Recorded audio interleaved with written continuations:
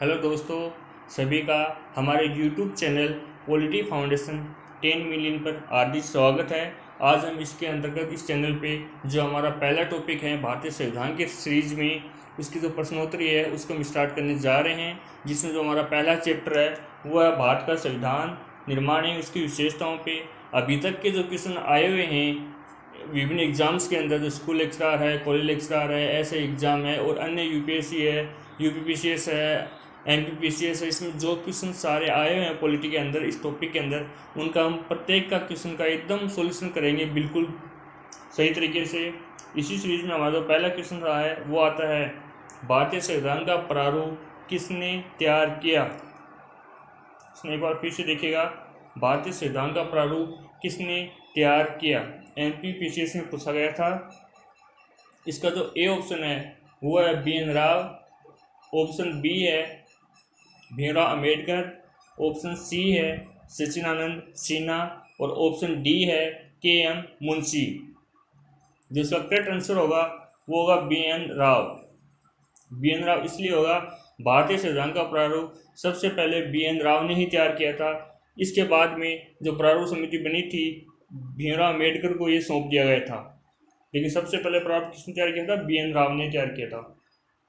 Next question आता है, यदि संविधान असफल होता है तो हमें संविधान की निंदा नहीं करनी चाहिए, लेकिन हम कहेंगे कि मनुष्य दुष्ट था।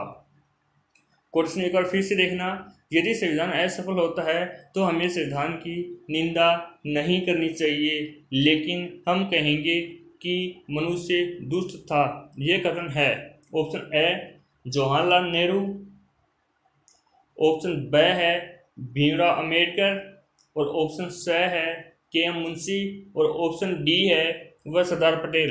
तो इसका करेक्ट जो आंसर होगा वो होगा अम्बेडकर। अम्बेडकर ने ऐसा कहा था संविधान के बारे में कि हमारा संविधान कभी असफल नहीं हो सकता, अगर हो भी गया तो हम कहेंगे हमारा संविधान सही है और जो मनुष्य है ना ये दुष्ट है। नेक्स्ट क्वेश्चन नंबर 3, कौन सा उद्देश्य भारत के संविधान की उद्देशिका यानी प्रस्तावना में शामिल नहीं है? कौन सा उद्देश्य है जो भारत की हमारी जो प्रस्तावना है उसके अंदर शामिल नहीं है? विचार की स्वतंत्रता बिल्कुल है, विश्वास की स्वतंत्रता बिल्कुल है और अभिव्यक्ति स्वतंत्रता ये भी है, लेकिन आर्थिक स्वतंत्रता नहीं है। तो इसका करेक्ट जो आंसर हो जाएगा वो हो जाएगा ऑप्शन डी, आर्थिक स्वतंत्रता। इसके बाद हम नेक्स्ट क्वेश्चन देखेंगे, भारत का संविधान, ये भी एमपीपीसीएस में पूछा गया है, भारत का संविधान एकात्मक और संघात्मक दोनों का सुखद मिश्रण है। ऑप्शन ब है न तो एकात्मक है और न ही संघात्मक है, ऑप्शन स है संघात्मक नहीं है और ऑप्शन डी है वो एकात्मक है। तो सबसे पहले मैं समझने की कोशिश करेंगे कि एकात्मक और संघात्मक क्या डिफरेंस होता है। एकात्मक वह व्यवस्था होती है जिसके अंदर पूरे देश की जो शासन व्यवस्था होती है वो केवल केंद्र के पास होती है, यानी राज्यों को अलग से शक्तियाँ नहीं दी जाती। केवल ऐसे समझ सकते हो कि राज्यों जब शक्तियाँ चाहिए तो केंद्र इनको उधार के तौर पर शक्तियाँ दे सकता है अपनी मर्जी से। लेकिन जो संघात्मक व्यवस्था होती है इसके अंदर क्या होता है, राज्य और केंद्र दोनों के अंदर संविधान के अंदर शक्तियों का बंटवारा होता है। उसमें हम देखते हैं कि संघात्मक व्यवस्था के लिखित संविधान होता है, इसमें जो संविधान होता है वही सर्वोच्च होता है।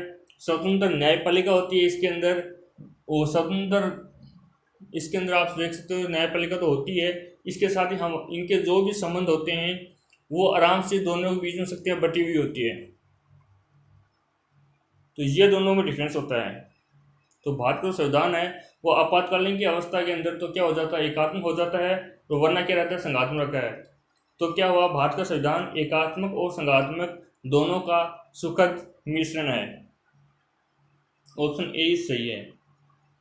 नेक्स्ट क्वेश्चन, भारत का संविधान पूर्ण रूप से, ऑप्शन ए कठोर, पूर्ण रूप से लचीला, सी ऑप्शन न कठोर न लचीला, ऑप्शन डी कठोर और लचीला दोनों। पहले हम देखते हैं कि कठोर और लचीला में क्या फर्क होता है।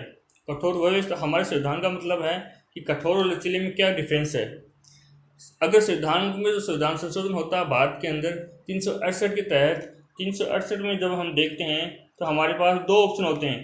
फर्स्ट जो ऑप्शन होता है उसमें तो विशेष बहुमत के साथ संविधान में संशोधन किया जा सकता है, और सेकंड जो ऑप्शन होता है उसके अंदर क्या होता है कि विशेष बहुमत के साथ में आपको आधे राज्य की विधानमंडल की स्वीकृति लेनी पड़ती है।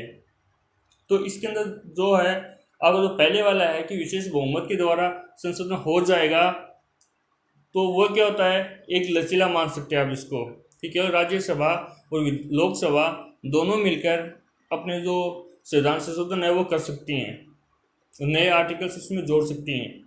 लेकिन जो इसकी दूसरी व्यवस्था है, यानी जिसका दूसरा भाग है, उसके अंदर हम देखते हैं कि आधे राज्यों की स्वीकृति भी लेनी पड़ती है। तो इसका जो दूसरा है, इसका 368 में हम दूसरा पार्ट देखते हैं संशोधन करने वाला, तो वो क्या होता है, कठोर व्यवस्था के अंदर आता है। तो भारत के अंदर दोनों ही पाया जाता है, आपका सिंपल भी होता है और कठोर भी होता है। तो इसका करेक्ट जो आंसर हो गया वो हो गया डी ऑप्शन। कौन सी भारतीय संविधान की विशेषता नहीं है? हम देखते हैं भारतीय जो संविधान है उसकी कौन सी विशेषता नहीं है। ऑप्शन ए है लोकतंत्रात्मक सरकार, बिल्कुल पाई जाती है। ऑप्शन बी है संघात्मक सरकार, बिल्कुल है, केंद्र राज्यों में शक्तियाँ बटी हुई होती है।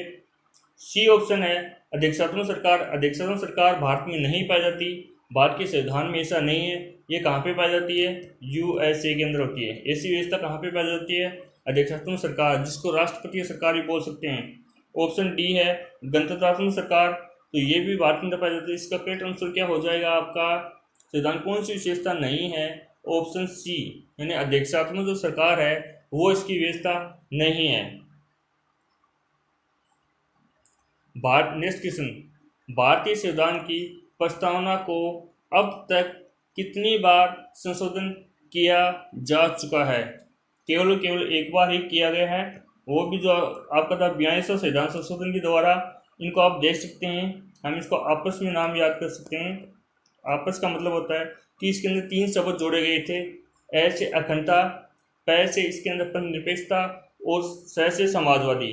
यानी मूल संविधान हम देखते हैं कि प्रस्तावना के अंदर केवल ये 3 शब्द नहीं थे।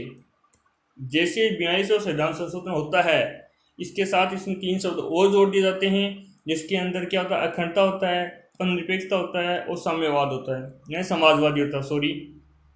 तो इसका करेक्ट जो आंसर हो जाएगा वो ए हो जाएगा। लगे हाथ हम ये भी बात कर लें कि संविधान की जो प्रस्तावना होती है, मूल प्रस्तावना में केवल 85 शब्द थे, वर्तमान के अंदर कितने शब्द हो गए हैं? 3 और जुड़ गए हैं, तो 88 शब्द हैं। Next question number 8, Rajendra Prasad को संविधान सभा का स्थायी सदस्य चुना गया था। यानी राजेंद्र प्रसाद को संविधान सभा का स्थायी सदस्य कब चुना गया था? पहले हमें देखते हैं, जब 9 दिसंबर को हमारी संविधान सभा शुरू होती है, उस दिन अस्थायी जो सदस्य था वो शशीन्द्र सिन्हा को बनाया गया था। उसके बाद में जो हमारी तीसरी बैठक हुई थी, यानी 9 दिसंबर को पहली, 10 दिसंबर को दूसरी और 11 दिसंबर को तीसरी, जो हमारी तीसरी बैठक हुई थी, जो कब हुई थी? 11 दिसंबर को। उस दिन ही राजेंद्र प्रसाद को क्या मान लिया गया था? संविधान सभा स्थायी सदस्य यानी अध्यक्ष निर्वाचित कर लिया गया था। तो इसका करेक्ट आंसर क्या हो जाएगा? ऑप्शन डी, 11 दिसंबर। नेक्स्ट क्वेश्चन आता है, कौन सी भाषा भारतीय संविधान की 8वीं अनुसूची के अंदर नहीं है? ये पूछ रहे हैं कि कौन सी भाषा भारतीय संविधान की 8वीं अनुसूची में नहीं है। ऑप्शन ए उर्दू है, ऑप्शन बी संस्कृत है, ऑप्शन सी हिंदी है और ऑप्शन डी अंग्रेजी। ये इसमें नहीं है, तो इसका करेक्ट आंसर क्या हो जाएगा? अंग्रेजी। लगे हाथ हम ये भी बात कर लेते हैं कि मूल संविधान की हमारी 14 भाषाएं हुआ करती थी, लेकिन वर्तमान के अंदर कितनी भाषाएं जोड़ हो गई? इसके अंदर 22 भाषाएं हो गई हैं। इसके लिए 3 संशोधन हुए थे जोड़ने के लिए। इसमें पहले 21वां संविधान संशोधन हुआ था, इसके बाद में हमारा देखते हैं 71वां हुआ था, और इसके बाद में कौन सा संशोधन हुआ? 92वां हुआ था। यानी अनुसूची 8 के लिए अभी तक 3 संशोधन हुए हैं, 21वां संशोधन, 71वां और 92वां। 3 संशोधन होने के बाद में इसमें जो भाषाएं हैं वो 14 से बढ़कर कितनी हो गई हैं? 22 हो गई हैं। तो फिलहाल इसके अंदर कितनी भाषाएं हैं? 22 भाषाएं हैं। हाँ, जिसमें अंग्रेजी शामिल नहीं है। वो लगे तो हम ये भी बात कर लेते हैं, इसमें राजस्थानी भी नहीं है। राजस्थानी जो भाषा है वो भी इसमें शामिल नहीं है। नेक्स्ट क्वेश्चन, संविधान की द्वितीय अनुसूची का संबंध है, यानी संविधान की जो दूसरी अनुसूची है उसका किससे संबंध है? संविधान की जो दूसरी, ऑप्शन ए है महत्वपूर्ण पदाधिकारियों के वेतन से, ऑप्शन बी राज्यसभा में प्रतिनिधित्व है, ये तो चौथी के अंदर है, शपथ से प्रावधान ये तीसरी अनुसूची के अंदर है, भाषा हमने देखी अभी 8वीं के अंदर है, तो ये कौन सी वेतन वाला, ये दूसरी के अंदर है। तो करेक्ट आंसर क्या हो जाएगा? ए वाला, यानी इसके अंदर दूसरी अनुसूची है, इसके अंदर प्रमुख संवैधानिक जो पदाधिकारी हैं उनका वेतन है, जिसमें राष्ट्रपति है, राज्यपाल है, लोकसभा का अध्यक्ष है, लोकसभा का उपाध्यक्ष है, इसी पर हम देखते हैं राज्यसभा का सभापति है, राज्यसभा उपसभापति है, इसके साथ ही हाई कोर्ट है, सुप्रीम कोर्ट, इनके जो भी महत्वपूर्ण संवैधानिक जो अधिकारी होते हैं इनका जो पेमेंट होता है वो अनुसूची 2 के अंदर उल्लेखित है। हाँ, ये तो नीचे पूरा लिख रखा, आप देख सकते हैं हमारे पीडीएफ के अंदर। और पीडीएफ डाउनलोड करने के लिए नीचे डिस्क्रिप्शन के अंदर टेलीग्राम का लिंक है, वहाँ से आप पीडीएफ को डाउनलोड कर सकते हैं।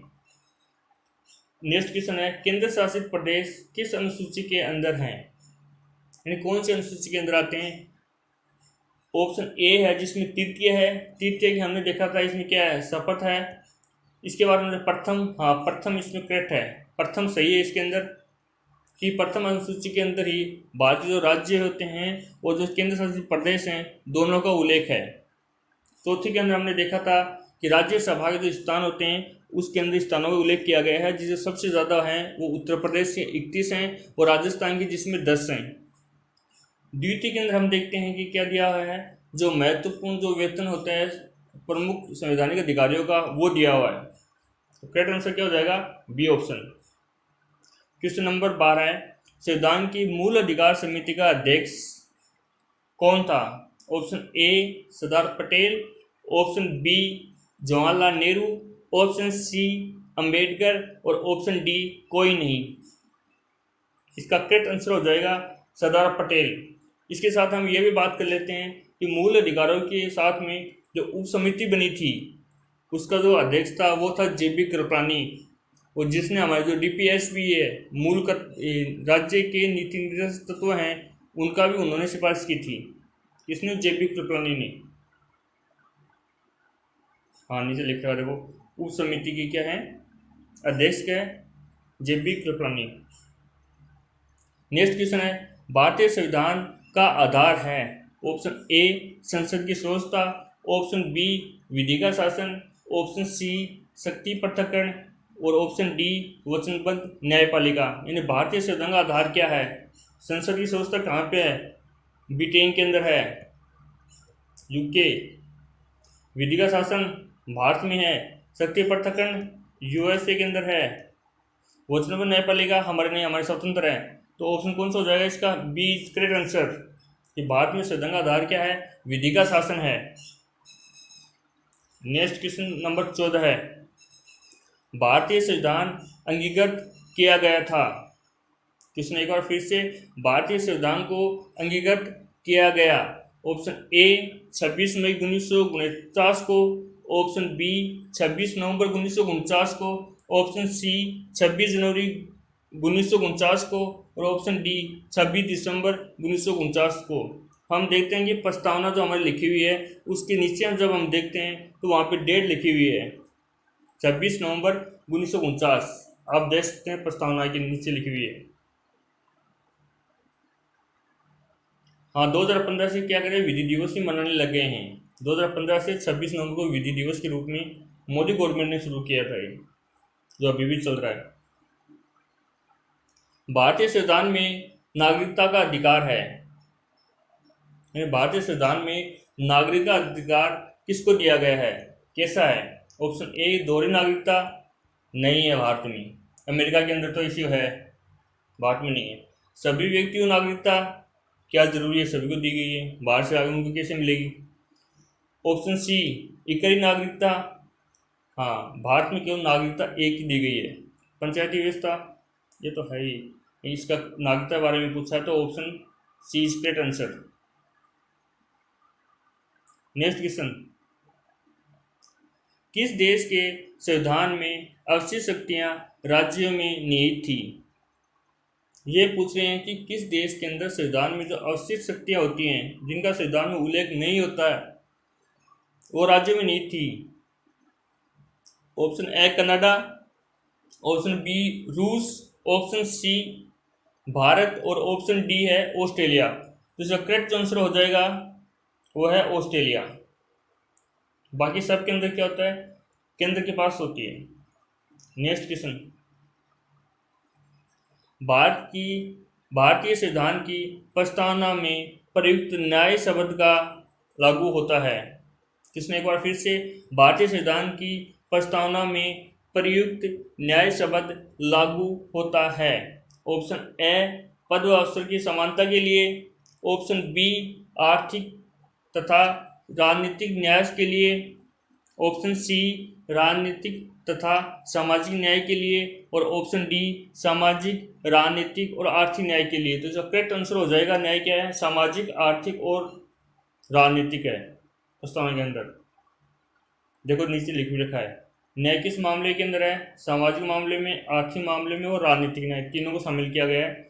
इसी प्रकार हम देखते हैं स्वतंत्रता का अर्थ है कि प्रत्येक व्यक्ति को संपूर्ण विकास के अवसर उपलब्ध कराना। प्रस्तावना में विचार, अभिव्यक्ति, विश्वास, धर्म, उपासना की स्वतंत्रता दी गई है। अगर हम समता की बात कर लेते हैं तो समता दो प्रकार की दी गई है संविधान के अंदर, जो हमारे प्रतिष्ठा और अवसर की है। ठीक है,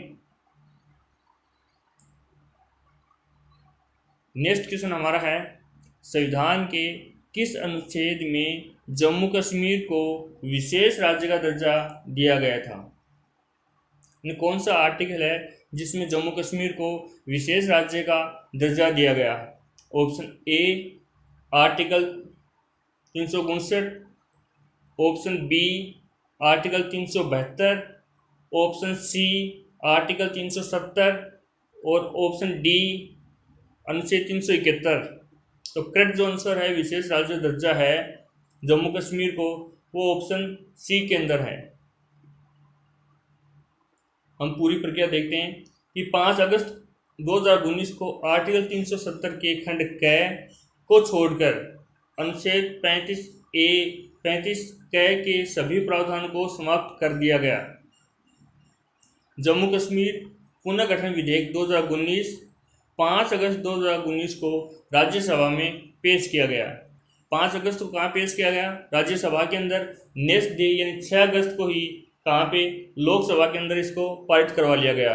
और फिर 9 अगस्त को राष्ट्रपति की स्वीकृति मिल जाने के बाद में 31 अक्टूबर 2019 से यह प्रावधान लागू हो गया।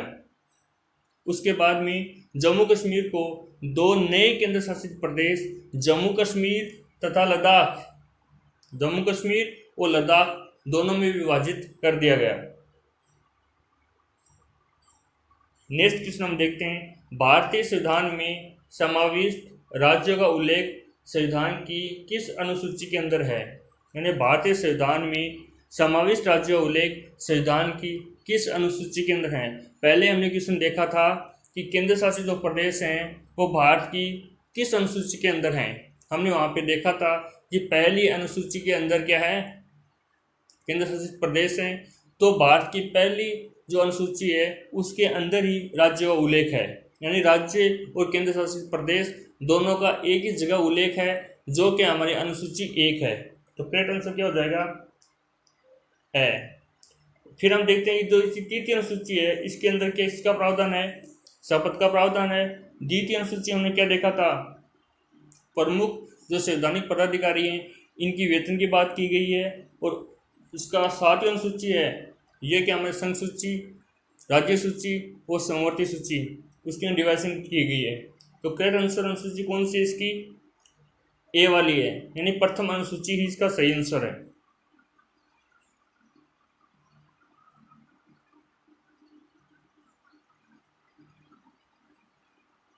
नेक्स्ट क्वेश्चन हमारा,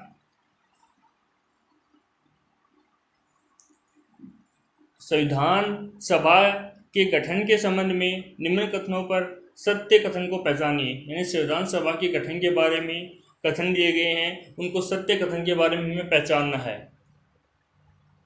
ऑप्शन ए है प्रतिनिधि हिंदू, मुस्लिम, सिख तथा ईसाई 4 वर्गों से चुने गए थे। नहीं, ऐसा कोई प्रावधान नहीं था उस टाइम। ऑप्शन बी संघीय संविधान समिति के अध्यक्ष सरदार पटेल थे। नहीं थे साहब, पंडित जवाहरलाल नेहरू थे। कौन थे? पंडित जवाहरलाल नेहरू थे। ये ऑप्शन भी गलत हो गया। संविधान सभा की कुल सदस्य संख्या 389 थी। ये बात थोड़ी ठीक है। इसके बाद में अम्बेडकर की अध्यक्षता में प्रारूप समिति 8 सदस्यों की मिलकर बनी थी। अरे नहीं रे, 7 सदस्यों की मिलकर बनी थी। कितने सदस्य से? 7 सदस्यों से मिलकर बनी थी। ठीक है। Next question number 21। भारतीय संविधान किसका सर्वाधिक ऋणी है? ये बात की गई, भारत का जो संविधान है सबसे अधिक किसका ऋणी है? ऑप्शन ए स्विट्जरलैंड के संविधान का, ऑप्शन बी भारत शासन अधिनियम 1935 का, ऑप्शन सी अमेरिका संविधान का और ऑप्शन डी कनाडा संविधान का। जो भारत का संविधान है सबसे ज़्यादा ऋणी का मतलब है कि सबसे ज़्यादा जो भाग है वो कहाँ से लिए गए हैं। हम देखते हैं कि हमारा भारत शासन अधिनियम 1935 का था, जिसमें सबसे अधिक जो आर्टिकल हमारे हैं वो सारे कहाँ से लिए गए हैं। लगभग जो आर्टिकल हैं सबसे ज़्यादा भारत शासन अधिनियम 1935 से ही लिए गए हैं। औरों से भी लिए गए हैं। जो ऑप्शन है अमेरिका है, कनाडा है, स्विट्जरलैंड है, पर इनकी तुलना में इनमें कम है। जो हम देखते हैं इसके अंदर भारतीय संविधान का बहुत बड़ा भाग भारत शासन अधिनियम 1935 से लिया है। जैसे न्यायपालिका है, सेवा आयोग है, अध्यादेश जारी करना है, इसके साथ ही केग है। ये सारे प्रावधान हमने कहाँ से लिए हैं? 1935 से लिए हैं। नेक्स्ट क्वेश्चन है सही विकल्प का चुनाव कीजिए। सही विकल्प हमें देखना है। ऑप्शन ए है भारतीय संविधान अध्यक्षात्मक है। भारतीय संविधान अध्यक्षात्मक कैसे है? नहीं है साहब। अध्यक्षात्मक किसका है? हमने देखा था यूएसए का है। राष्ट्रपति गवर्नमेंट कहाँ बनती है? अमेरिका के अंदर बनती है। जो अध्यक्षात्मक कहाँ व्यवस्था होती है? अमेरिका के अंदर है। भारत ऑप्शन बी है भारत का नाम मात्र, भारत का एक नाम मात्र का राज्य है। अरे नाम मात्र का कैसे है भारत का राज्य? कभी अलग हो सकता है या नाम मात्र कैसे है? ऑप्शन बी भी गलत है। ऑप्शन सी भारत एक कुलीन तंत्र है। अरे कहाँ से है कुलीन तंत्र? भारत तो एक लोकतंत्रात्मक देश है। ये भी गलत है। ऑप्शन डी भारत एक संसदात्मक प्रजातंत्र है। ये करेक्ट आंसर है। संसदात्मक व्यवस्था भी है और प्रजातंत्र भी है। तो करेक्ट आंसर क्या है इसका? डी ऑप्शन है। यानी भारत का संविधान संसदात्मक और प्रजातंत्र दोनों ही है। नेक्स्ट क्वेश्चन हमारा है भारतीय संविधान के कौन से अनुच्छेद नागरिकता से संबंधित हैं? ऑप्शन ए है अनुच्छेद 5 से 11, ऑप्शन बी है अनुच्छेद 333 से 337, ऑप्शन सी है अनुच्छेद 1 से 4 और ऑप्शन डी है अनुच्छेद 17 से 20। तो इसका करेक्ट जो आंसर है वो है ऑप्शन ए, जो हमारे संविधान के भाग 2 के अंदर है। आर्टिकल 5 से 11 तक हैं वो नागरिकता से संबंधित हैं। जो नीचे आराम से लिखा हुआ पूरा आप देख सकते हैं पीडीएफ के अंदर। पीडीएफ डाउनलोड करके संविधान के भाग 2 अनुच्छेद 5 से 11 तक में नागरिकता की चर्चा की गई है। अनुच्छेद 11 के अंतर्गत ये भी कहा गया है कि संसद कानून बनाकर नागरिकता के अधिकारों का नियमन कर सकती है। यानी इसमें जो भी संशोधन होना है वो भारतीय संसद के द्वारा इसमें संशोधन होगा और इनका नियमन किया जाएगा। आर्टिकल 11 ऐसा कहता है। नेक्स्ट क्वेश्चन है कौन सा संविधान शक्तियों के वितरण में आवश्यक शक्तियां केंद्र को प्रदान करता है? यानी कौन सा संविधान शक्तियों के वितरण में आवश्यक शक्तियां केंद्र को प्रदान करता है? ऑप्शन ए स्विट्जरलैंड संविधान, ऑप्शन बी अमेरिका संविधान, ऑप्शन सी कनाडा और भारत का संविधान, ऑप्शन डी ऑस्ट्रेलिया का संविधान। तो हम देखते हैं स्विट्जरलैंड में क्या होता है, आवश्यक शक्तियां राज्य के पास होती है। अमेरिका के अंदर भी क्या होता है, राज्यों के पास ही होती है। ऑस्ट्रेलिया के अंदर भी क्या होता है, राज्यों के पास ही होती है। लेकिन कनाडा और भारत के अंदर क्या होता है, अवशिष्ट जो शक्ति होती हैं वो केंद्र को प्रदान की गई है। तो इसका करेक्ट आंसर है वो है सी। हम ये भी बात कर लेते हैं लगे यार कि अवशिष्ट शक्तियाँ क्या होती हैं। अवशिष्ट वो होते हैं जिनका अभी तक संविधान में, वे शक्तियाँ जिनका संविधान में अभी तक उल्लेख नहीं किया गया है। यानी कोई नई, जैसे साइबर वाला है, ये नए आया अभी, उस टाइम जो संविधान लागू होता उस टाइम नहीं था। साइबर वाले मामले होते हैं, ये सारे क्या होते हैं, जो नया मुद्दा निकल के आता है, जो भारत के संविधान में नहीं लिखा हुआ है, ऐसी नई समस्या सामने आती हैं, उनको अवशिष्ट शक्तियाँ यानी अतिरिक्त शक्तियाँ भी हम बोल सकते हैं। वो हमारे केंद्र के अंदर हैं, भारत के अंदर। नेक्स्ट क्वेश्चन हमारा,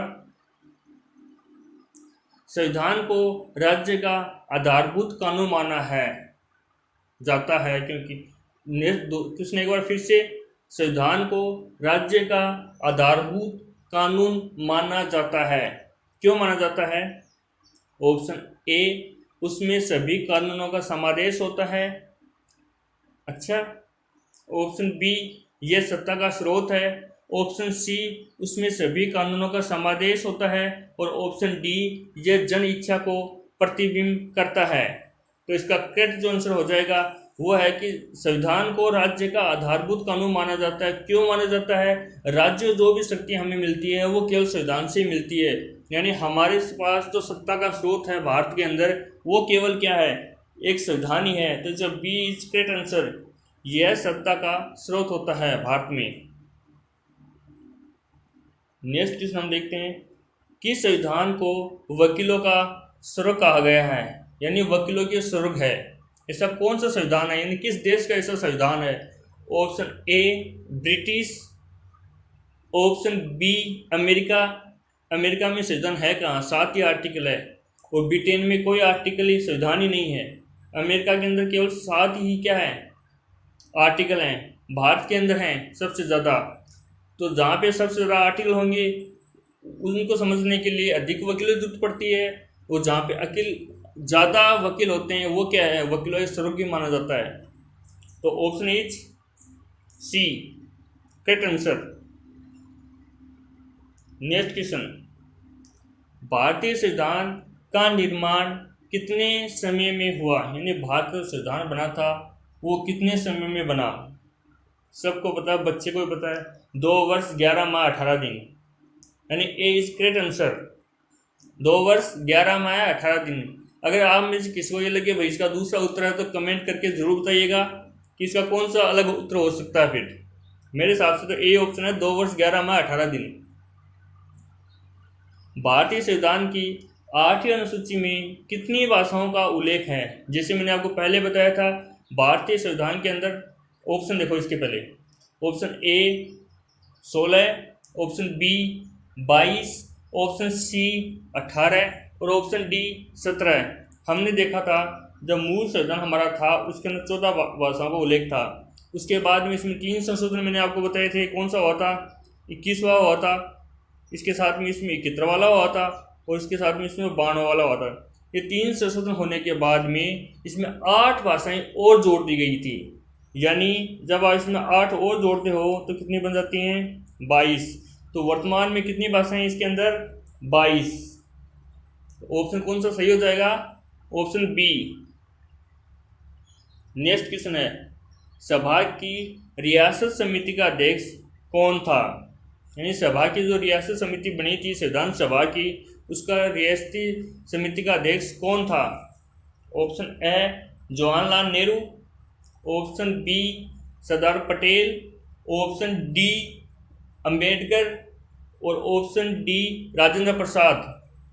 तो करेक्ट आंसर हो जाएगा सरदार पटेल। जो संविधान सभा के अंदर रियासतों समझौता करने के लिए जो समिति बनाई गई थी कि आप हमारे भारत में शामिल हो जाओ, उस समिति का अध्यक्ष है वो हमारे सरदार पटेल को ही बनाया गया था। नेक्स्ट क्वेश्चन है, भारतीय संविधान विभक्त है। ऑप्शन ए 26 अध्यायों में, ऑप्शन बी 22 अध्यायों में, ऑप्शन सी 24 अध्यायों में और ऑप्शन डी है 25 अध्यायों में। तो इसका करेक्ट जो आंसर है वो हमारा 22 अध्यायों में। अगर ये पूछ लिया जाए कि भारत का संविधान है वो गिनती के अनुसार या काउंटिंग के अनुसार कितने भागों में है, तो फिर 25 ऑप्शन हो जाएगा इसका। लेकिन अगर सीधा किसी को पूछे कि भारत का संविधान विभक्त है, तो क्या है, ऑप्शन बी, यानी 22 अध्यायों में बटा हुआ है। नेक्स्ट क्वेश्चन है, भारतीय संविधान की विशेषताएं नहीं है, यानी भारतीय संविधान की विशेषता नहीं है। ऑप्शन ए, लिखित संविधान नहीं है क्या, भारत में लिखित संविधान है ना, तो विशेषता है ये, तो ये पूछा कौन सी नहीं है। ऑप्शन बी, संघवाद, बिल्कुल भारत में संघवाद है, यानी ये भी सही है, ये भी सही है। संसद की संप्रभुता, मैंने आपको बताया संसद की संप्रभुता कहाँ पे होती है, यूके के अंदर, ब्रिटेन के अंदर है, भारत के अंदर नहीं है, क्योंकि ब्रिटेन की संसद के बारे में कहा जाता है वो पुरुष को स्त्री और स्त्री को पुरुष बनाने के अलावा सब कुछ कर सकती है। यानी ब्रिटेन की जो पार्लियामेंट है वो इतनी पावरफुल होती है कि आदमी लुगाई और लुगाइन आदमी बना के छोड़ के सब कुछ कर सके। तो करेक्ट आंसर क्या हो जाएगा इसका, कौन सी विशेषता नहीं है। और डी वाला ऑप्शन देख लेते हैं, न्यायिक पुनरावलोकन, ये भारत में होता है, ब्रिटेन में ये भी नहीं होता। तो option C is correct answer. नीचे देखो आराम से लिखा हुआ है, नोट लगा कर, भारतीय संविधान में ब्रिटेन की संसदीय संप्रभुता तथा अमेरिका की न्याय की व्यवस्था के बीच समन्वय स्थापित किया गया है। भारतीय संसदीय प्रणाली ब्रिटिश संसदीय प्रणाली से अलग है। सर्वोच्च न्यायालय न्यायिक समीक्षा के माध्यम से कानूनों को असंवैधानिक घोषित कर सकता है। वहीं दूसरी ओर संसद अपनी संवैधानिक शक्ति के माध्यम से संविधान में संशोधन कर सकती है। यानी भारत के अंदर संसद की संप्रभुता और अमेरिका की जो न्यायिक व्यवस्था है, दोनों का एकदम समन्वय बैठाया गया है। अगर संसद चाहे तो न्यायपालिका के फैसले के विरुद्ध कोई कानून बना सकती है, और न्यायपालिका इतनी पावरफुल होती है कि पार्लियामेंट में जो रूल्स बनता है उनके खिलाफ भी एक्शन ले सकती है, और जो आर्टिकल नए बनाए हैं उनको चैलेंज कर सकती है। मतलब भारत के अंदर न्यायिक और संसद दोनों ही क्या होती है, अपनी जगह अहमियत रखती हैं। नेक्स्ट क्वेश्चन है, कौन सा भारतीय संविधान के बुनियादी ढांचे का अंग नहीं है। दिया गया कौन सा जो है भारतीय संविधान का बुनियादी ढांचा होता है उसका अंग नहीं है। ऑप्शन ए, शिक्षा का अधिकार, ऑप्शन बी, संसदात्मक सरकार, ऑप्शन सी, पंथ निरपेक्षता, और ऑप्शन डी है वो गणतंत्रात्मक सरकार। गणतंत्रात्मक तो रहेगी भाई, इसको चेंज कर नहीं सकता।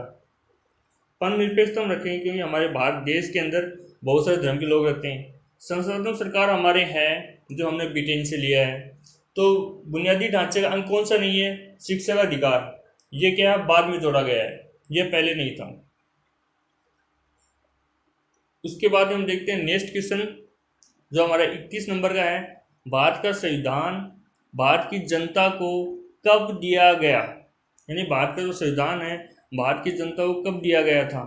ऑप्शन ए, 26 जनवरी 1950 को, अच्छा, ऑप्शन बी, 24 जनवरी 1950 को, ऑप्शन सी, 26 नवंबर 1949 को, और ऑप्शन डी, 44वें संविधान संशोधन द्वारा। इसका करेक्ट जो आंसर है वो हमने पहले भी देखा है कि प्रस्तावना के नीचे ही लिखा हुआ है 26 नवंबर 1949 को भारत की जनता को संविधान दिया गया था। देखो नीचे लिख रखा है, भारतीय संविधान की प्रस्तावना में 26 नवंबर 1949 का उल्लेख उसी रूप में किया गया है जिस दिन भारत के लोगों ने सभा में संविधान को अपनाया, लागू किया और खुद को सौंप दिया। हम देखते हैं 26 नवंबर 1949 को संविधान की में प्रस्तावना में 395 आर्टिकल, 8 अनुसूचियां और 22 भाग थे। प्रस्तावना को पूरा संविधान लागू करने के बाद लागू किया गया है। प्रस्तावना जो लागू हुई थी हमारी वो पूरा संविधान लागू होने के बाद में ही लागू की थी। खास बात यह है जब 26 नवंबर 1949 को हमने जो संविधान सभा के अंदर संविधान को अपनाया था तो उसी टाइम 16 आर्टिकल्स ऐसे थे जो उसी दिन लागू हो गए थे, और जो बाकी का संविधान है हमारा वो 26 जनवरी 1950 को लागू होता है। तो हम देखते हैं कि 26 नवंबर 1949 को कौन से आर्टिकल थे जो हमारे लागू हो गए थे। वो 16 आर्टिकल्स ऐसे थे जिनमें हम देखते हैं आर्टिकल 5 है, 6 है, 7 है, 8 है, 9, ये क्या थे, नागरिकता से संबंधित थे। इसके बाद में आर्टिकल 60 है, 324 है, 366 है, 367 है, 379 है, 380 है, 88 है, यानी 91 से लेकर 94 तक है। ये 16 आर्टिकल क्या थे, 16 अनुच्छेद ऐसे थे जो 26 नवंबर 1949 को ही क्या है लागू हो गए थे, और बाकी का जो संविधान है वो 26 जनवरी 1950 को लागू हुआ था। उसके साथ ही हम देखते हैं भारतीय संविधान का कौन सा अनुच्छेद संविधान में प्रयोग किए गए शब्दों की परिभाषा करता है, यानी भारतीय संविधान में जो शब्दों का इस्तेमाल किया गया है उनको परिभाषित कौन सा आर्टिकल करता है, यह किसने पूछा गया है। अनुच्छेद 1 ये तो नहीं, हमने देखा था। ऑप्शन बी आर्टिकल 21 ये भी नहीं है। ऑप्शन सी आर्टिकल 199 ये भी नहीं है। Option D article 366। आर्टिकल 366 के अंदर भारत के संविधान में जो भी कठिन शब्द यूज किए गए हैं उनका क्या दिया गया है, एकदम शब्दावली क्या दिया गया, अर्थ बताया गया है। जो हम भारत का संविधान पढ़ते हैं आर्टिकल 366 उसके अंदर हम देखते हैं। नेक्स्ट क्वेश्चन हम देखते हैं भारतीय संविधान का अनुच्छेद 1 भारत का संविधान अनुच्छेद 1 भारत को, ऑप्शन ए है, राज्य और संघ घोषित करता है। ऑप्शन बी एक गणतंत्रात्मक राज्य घोषित करता है। ऑप्शन सी एक संघात्मक राज्य घोषित करता है। ऑप्शन डी एक एकात्मक राज्य घोषित करता है। क्या करता है भाई, ऑप्शन ए इसका आंसर राज्यों का संघ घोषित करता है। यानी आर्टिकल 1 में लिखा गया है कि भारत क्या एक राज्यों का संघ है। ये आपको आर्टिकल 1 के अंदर पूरा ऐसा लिखा हुआ है। इससे लिखा देखो, अनुच्छेद 1 यह घोषणा करता है कि भारत जो कि इंडिया है राज्यों का संघ है। राज्य क्या हमारा समझौता परिणाम न होने के कारण किसी भी राज्य को संघ से अलग होने का अधिकार नहीं है, कि हमने कोई भी समझौता नहीं किया, अपनी मर्जी से हम मिले हैं और राज्य से अलग होने का कोई अधिकार नहीं है। उसके बाद हम देखते हैं भारत के संघ के राज्यों का उल्लेख संविधान की किस अनुसूची के अंदर है। यानी भारत के संघ के राज्यों का उल्लेख संविधान की किस अनुसूची में है। ऑप्शन ए तृतीय में राज्य उल्लेख, ऑप्शन बी प्रथम, ऑप्शन सी चतुर्थ और ऑप्शन डी द्वितीय। जो राज्य जो उल्लेख दिया गया है वो केवल प्रथम अनुसूची के अंदर है। हमने देखा था राज्य और केंद्र शासित प्रदेश का उल्लेख कहाँ पे है, अनुसूची 1 में है। 2 क्वेश्चन पहले से आ गए हमारे। नेक्स्ट क्वेश्चन है 35 वाला, निम्नलिखित में से कौन सा कथन भारत शासन अधिनियम 1935 के बारे में सही है। नीचे स्टेटमेंट दिए गए हैं 1935 के बारे में, भारत शासन अधिनियम 1935 के बारे में, उसके बारे में पूछा कौन सा सही है। यह राजस्थान में व्याख्यात एग्जाम हुआ था 2020 में, साइंस डिपार्टमेंट में पॉलिटिकल साइंस का, उसके अंदर किसमें पूछा गया है। इस अधिनियम में 14 भाग थे। अच्छा, इसने रिजर्व बैंक ऑफ इंडिया की स्थापना की थी? नहीं भाई, कहाँ स्थापना की थी, उसके लिए अलग से 34 में बनाया गया था रिजर्व बैंक ऑफ इंडिया 1934 में अधिनियम। अच्छा, नेक्स्ट वाला क्या है, इसमें अखिल भारतीय संघ की स्थापना प्रावधान किया गया था? नहीं किया गया था भाई, भारतीय संघ के जरूर प्रावधान किया गया था। अवशिष्ट शक्तियां संघीय विधानमंडल नहीं थी, नहीं साहब, गवर्नर के पास हुआ करती थी। तो किसके पास थी, गवर्नर के पास थी। ये भी गलत है, ये भी गलत है, ये भी गलत है। तो ऑप्शन कौन सा हो जाएगा इसमें, करेक्ट आंसर क्या हो जाएगा इसका, केवल 1 वाला। यानी जो है इस अधिनियम में केवल 14 भाग थे।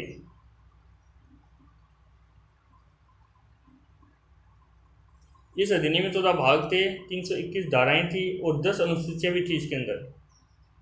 धारा 5 के तहत भारत संघ की स्थापना का प्रावधान था, अखिल भारतीय संघ नहीं, भारत संघ। धारा 104 के तहत अवशिष्ट शक्तियां गवर्नर के पास थी, हमने ये भी देखा है। रिजर्व बैंक ऑफ इंडिया की स्थापना 1934 के तहत की गई थी। ये भी तो इसका कौन सा कथन सही हो जाएगा, केवल और केवल पहला ही कथन सही हो जाएगा। क्या इसके अंदर, पहले के अंदर इस अधिनियम में क्या है, 14 भाग थे।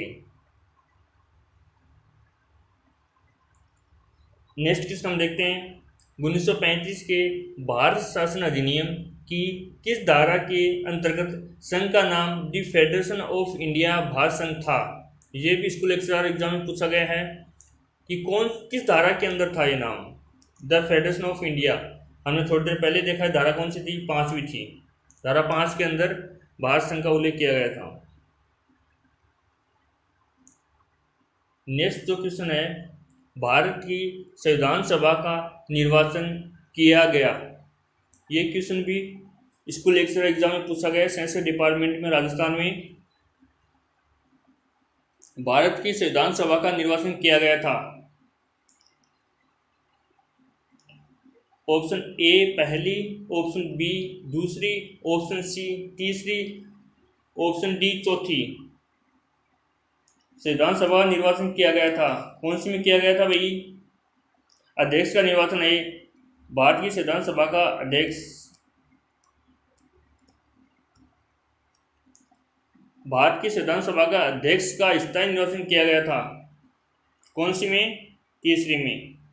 हमने देखा था कब हुई थी तीसरी? 11 दिसंबर को। कब हुई थी? 1946 को राजेंद्र प्रसाद को बनाया गया था अध्यक्ष के रूप में। 11 दिसंबर 1946 को संविधान सभा की तीसरी बैठक में राजेंद्र प्रसाद निर्विरोध संविधान सभा का अध्यक्ष चुना गया था। देख लिया आपने। नेक्स्ट क्वेश्चन हम देखेंगे, भारत के संविधान के अनुच्छेद 1 में उल्लेखित संघ यानी यूनियन शब्द कहाँ से लिया गया है। हम ये देखते हैं जो हमारा आर्टिकल 1 है उसके हमने देखा था संघ यानी यूनियन शब्द, हमारे संविधान के अंदर फेडरेशन शब्द का उल्लेख कहीं नहीं है। ये आपको ध्यान में रखना है। ये किसी ऑप्शन में आता है कई बार कि यूनियन का प्रयोग किया, फेडरेशन का, हम संघ का नाम समझकर फेडरेशन पे टिक कर देते हैं, जबकि भारतीय संविधान में फेडरेशन का कहीं उल्लेख नहीं किया गया है, केवल यूनियन शब्द का प्रयोग किया गया है, जो कि कहाँ से लिया गया है। हम देखते हैं ऑप्शन नंबर ए ऑस्ट्रेलिया के संविधान से नहीं लिया गया भाई। ऑप्शन बी है आयरलैंड के संविधान से नहीं लिया गया भाई। ऑप्शन सी है ब्रिटिश नॉर्थ अमेरिकन एक्ट 1867 से। अच्छा, ऑप्शन डी है यूएस के संविधान से, यूएस से भी नहीं लिया गया है। तो करेक्ट आंसर क्या हो जाएगा? ब्रिटिश नॉर्थ अमेरिकन एक्ट 1867 से लिया गया था। ठीक है, एक बार फिर से ध्यान रख लेना, भारत के संविधान में यूनियन शब्द का प्रयोग किया गया, फेडरेशन शब्द का कहीं भी प्रयोग नहीं किया गया। उसके साथ ही हम देखते हैं नेक्स्ट क्वेश्चन हमारा, अंतिम रूप से संविधान को अंगीकृत करते समय 24 जनवरी 1950 को संविधान सभा के कितने सदस्यों ने वास्तविक रूप से उपस्थित होकर अपने हस्ताक्षर किए थे। क्वेश्चन ये पूछा गया है कि संविधान सभा में संविधान को जब अपनाया था उस समय 24 जनवरी 1950 को संविधान सभा के कितने सदस्यों ने रियल में वहाँ पर उपस्थित हुए थे, सिग्नेचर किया था। हम देखते हैं उसके अंदर ऑप्शन ए है 299, ऑप्शन बी है 284 और ऑप्शन सी है 385 और ऑप्शन डी है आपके सामने 292। तो हम देखते हैं इसका करेक्ट जो आंसर है ऑप्शन ए 299 ये भी गलत है, और ऑप्शन सी है 395 ये भी गलत है, और ऑप्शन डी जो आपके सामने 292 ये भी गलत है। तो करेक्ट आंसर क्या हो जाएगा इसका? ऑप्शन बी, यानी उस टाइम 24 जनवरी 1950 को केवल 284 लोगों ने ही सिग्नेचर किया था, वो भी 3 प्रारूप में बंटा हुआ था। उसकी हम बात कर लेते हैं। 26 जनवरी 1950 को संविधान सभा का जो हमारा 12वां अधिवेशन हुआ था, संविधान सभा के अंतिम दिन सभा में संविधान की 3 प्रतियां रखी गई, जिस पर 284 सदस्यों ने 3 प्रतियों पर हस्ताक्षर किए। अलग अलग लैंग्वेज में 3 भागों में बटी हुई, 3 रूप से टाइप की हुई लिखी हुई थी वो, जिसपे सिग्नेचर किए थे। प्रत्येक सदस्य ने 3-3 बार सिग्नेचर किए थे। नेक्स्ट क्वेश्चन जो हमारा है, निम्नलिखित में से कौन सी महिला भारत संविधान सभा की में देशी रियासतों की महिला प्रतिनिधि थी, यानी कौन सी महिला है जो भारत की संविधान सभा जो बनी थी उसमें देशी राज्यों का प्रतिनिधित्व कर रही थी, ऐसी कौन सी महिला है? Option A Ammu Swaminathan, option B दक्षिणी विलियम, ये जो थी ये दलित थी। ये भी आपको थोड़ा ध्यान रखना है, किसमें पूछ लिया जाता है कि दलित महिला कौन सी थी, दक्षायनी थी। ऑप्शन सी एनी मस्क्रीन, हाँ ये कर रही थी। देशी राज्यों का प्रतिनिधित्व एनी मास्क्रीन कर रही थी। ये स्कूल एक्स्ट्रा 2020 में किसने पूछा गया था? ऑप्शन डी है दुर्गाबाई देशमुख, ये नहीं थी। करेक्ट आंसर क्या हो जाएगा? ऑप्शन सी एनी मास्क्रीन। ये कहाँ से थी? त्रावणकोर से थी। कहाँ से थी? त्रावणकोर से थी। एकमात्र महिला थी। बेगम एजाज रसूल भी थी इसके अंदर, जो एक यूपी से हुआ करती थी उस टाइम, और एकमात्र मुस्लिम महिला प्रतिनिधि थी। ये भी एक अच्छा क्वेश्चन है। आपको ये भी ध्यान में रखना है कि एकमात्र मुस्लिम महिला कहाँ से थी, यानी उत्तर प्रदेश से थी, सिंध प्रांत से। और एकमात्र दलित महिला कौन सी थी? दक्षायनी वेलायुद्दीन मद्रास से थी। ये भी मद्रास से थी। नेक्स्ट क्वेश्चन है 41 नंबर। निम्नलिखित में से किसने कहा था एक संविधान एक मशीन की तरह बेजान चीज़ है? यानी जो हमारा संविधान है वो मशीन की तरह एक बेजान चीज़ है। इसमें वे लोग जीवन फूंकते हैं, यानी वे लोग इसमें जान डालते हैं जो इसका नियंत्रण करते हैं। यानी भारत में बस कुछ ईमानदार लोगों की आवश्यकता है जिनके लिए राष्ट्र हित क्या हो, सर्वोपरि हो। इसने एक बार फिर से देखना, बहुत ही शानदार बात कही है। अभी आरएस में आया 2021 के अंदर। निम्नलिखित में से किसने कहा संविधान एक मशीन की तरह बेजान चीज़ है? यानी इसमें जान नहीं है, इसमें वो ही लोग जान फूंकते हैं, यानी जीवन फूंकते हैं जो इसका नियंत्रण करते हैं। और भारत में बस कुछ ईमानदार लोगों की ही आवश्यकता है जिनके लिए क्या हो, राष्ट्र हित सर्वोपरि हो। तो इसमें ऑप्शन दे किसने क्वेश्चन बोला? Option A Rajendra Prasad, option B Jawaharlal Nehru, और option D Ambedkar. Option D है महात्मा गांधी, ऑप्शन सी है अंबेडकर। तो इसका करेक्ट जो आंसर हो जाएगा हमारे प्रथम राष्ट्रपति राजेंद्र प्रसाद। उन्होंने ये बात बोली थी कि संविधान तो क्या एक बेजाना मशीन है, बस कुछ ईमानदार लोग चाहिए जो कि अग्री राष्ट्रीय हित नहीं सर्वोपरि मान ली, उनकी आवश्यकता बस, और अनुसंधान बिल्कुल फिट है। Next question, question number 42। Bharat के संविधान के प्रवर्तन के समय, लागू करने के समय संविधान की प्रथम अनुसूची में भारत के राज्यों और क्षेत्रों की कितने भाग का उल्लेख था? इसमें जो करेक्ट आंसर है वह 3 भाग थे। उसके अंदर कितने भाग थे? 3 भाग थे उसके अंदर। या आपको किसने एक बार दोबारा चेक कर लेना, शायद इसमें 4 भी हो सकता है। ये मिसप्रिंट हुई है क्या हुई है पता नहीं मेरे को भी, एक बार आप चेक कर लेना इस क्वेश्चन को, देखना इस क्वेश्चन को आप। मेरे हिसाब से इसके अंदर राज्य और क्षेत्रों कितने भागों में, 4 भागों में बटा हुआ था। इसमें ऑप्शन 3 भाग डाले हुए, देखते हैं कैसे मिस्टेक क्या हुई है इसके अंदर भी, बाद में बात करेंगे इस बारे में। आप भी इसको चेक कर लिएगा। एक क्वेश्चन में मिस्टेक हुई है, प्रिंटिंग में हुई है, मेरे को लग रहा है इसमें 4 भाग थे पर इसमें उत्तर है 3 भाग। पता नहीं, फाइनल चेक करके बताएंगे बाद में कहाँ क्या मिस्टेक हो रही है। नेक्स्ट क्वेश्चन है 43 नंबर का। ये कथन किसका है? मैं आपके इस विचार से सहमत हूँ कि यद्यपि हमारे संविधान में ऐसे उपबंधों का समावेश भी है जो केंद्र को ऐसी शक्ति प्रदान करते हैं जिनमें प्रांतों की स्वतंत्रता समाप्त सी हो जाती है, फिर भी यह परिसंघात्मक संविधान है। दोबारा देखना आप, आर्टिकल बहुत ही शानदार है। ये कथन किसका है? मैं आपके इस विचार से सहमत हूँ कि यद्यपि हमारे संविधान में ऐसे उपबंधों का समावेश भी है जो केंद्र को ऐसी शक्ति प्रदान करते हैं जिनमें प्रांतों की स्वतंत्रता समाप्त सी हो जाती है, फिर भी यह परिसंघात्मक संविधान है। ऑप्शन ए है, राजस्थान एसआई में पूछा गया क्वेश्चन है ये।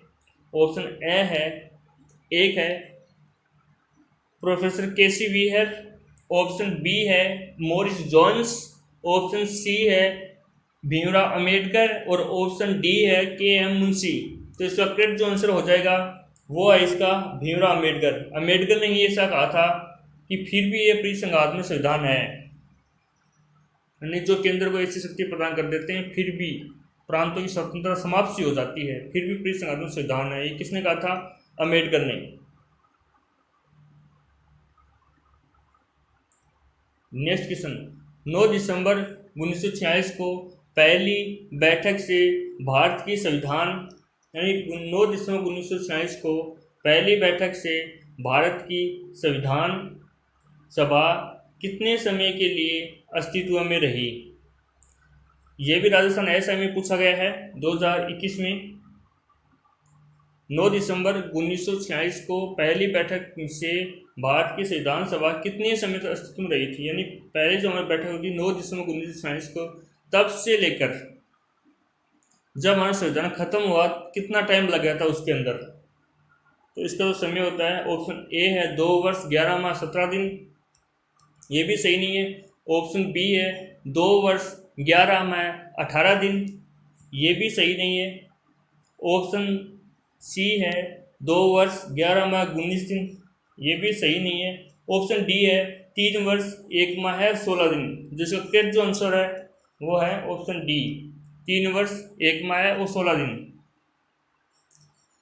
9 दिसंबर 1946 को संविधान सभा की प्रथम बैठक हुई तथा 24 जनवरी 1950 को संविधान सभा का 12वां अधिवेशन हुआ था।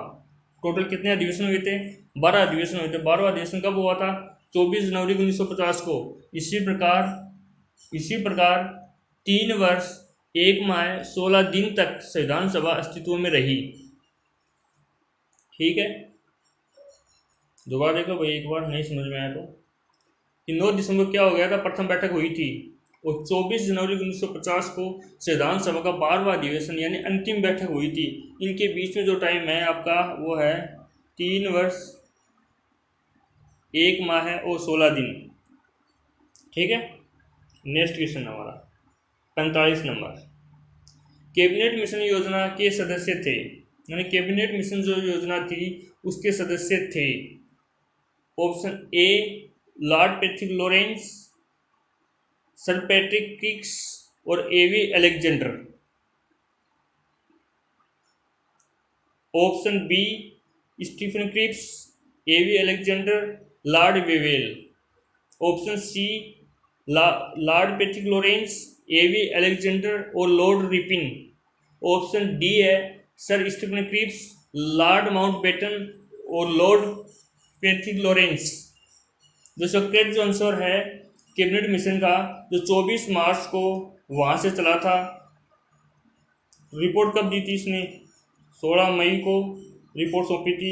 इसमें 3 सदस्य थे, इसमें इसका पहला ऑप्शन है वही सही है, लॉर्ड पैट्रिक लॉरेंस।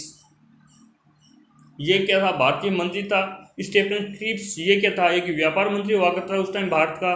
और एक ऑप्शन है एवी अलेक्जेंडर, ये उस टाइम का जो आपका होता है नौसेना मंत्री था।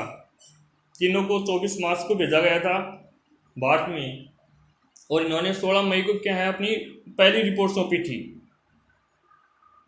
नेक्स्ट क्वेश्चन है, निम्नलिखित में से कौन सा सुमेलित नहीं है? कौन सा है वो सुमेलित नहीं है? ऑप्शन ए सेकंड ग्रेड में पूछा गया है। ऑप्शन ए है मौलिक अधिकार संयुक्त राज्य अमेरिका से।